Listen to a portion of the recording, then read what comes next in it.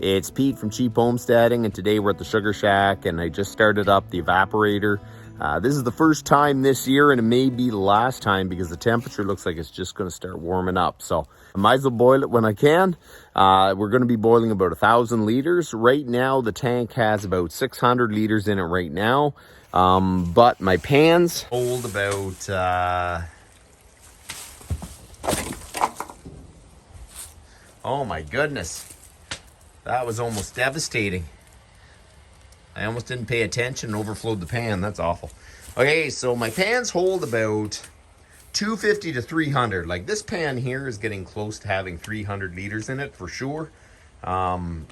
Especially when I have it right up to the brim like that. So hopefully it doesn't overflow when it starts to boil. So now the back pan is a kind of a preheat pan. And once I fill the front pan with it, this gets down. I go in here and I turn on the tap and then I fill it up. The whole goal is to keep as much sap in the pans as possible because sap in the tank is not going to heat up. So it's really important to make sure you keep the pans filled when it's kind of on a heating cycle.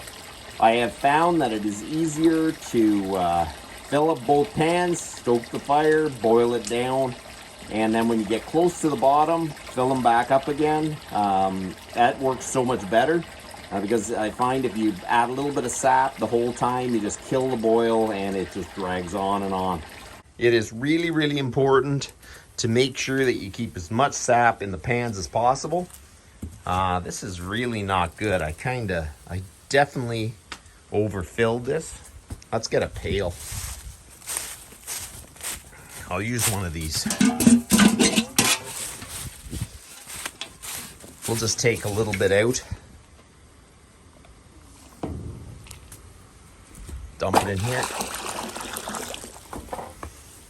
I just don't want it to start boiling and then overflow the front pan. This sap is gold.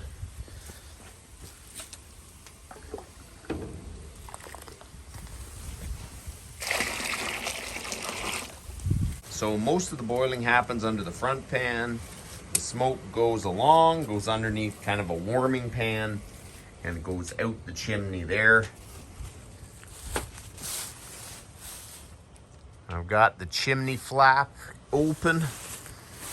So we are just going to be boiling here for a good long time for sure. I rushed home from work, started the fire, but by the time you get everything up and rolling, really it was about 5:30. So I'm glad I got home just a bit early just to get it going. So it's going to be a real late night. We're just going to roll right through, keep boiling, and hopefully we'll end tomorrow at a decent hour. I only have 1,000 liters to boil, so that's a little more reasonable. Last year I had 1,500 and it was just way too much. I'm going to make a video tomorrow just so you can kind of see our progress, but that's about enough for tonight. You guys have a good one.